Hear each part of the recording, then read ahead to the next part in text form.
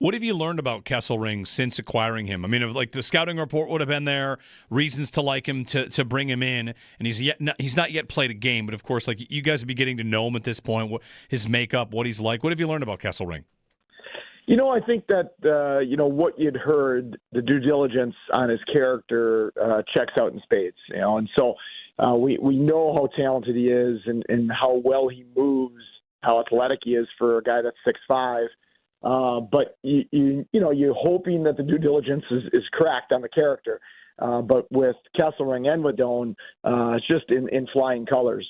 Great teammates, all team, all the time.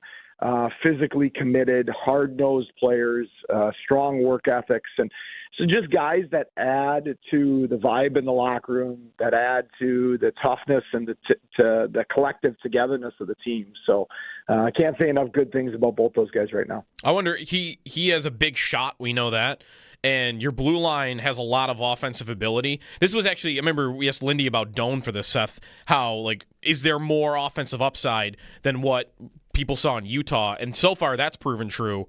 What about Kesselring? Because he's got the big shot and, 7 goals in 17 minutes a night. Maybe there's a thought that there could be a little bit more there with more minutes and more opportunity.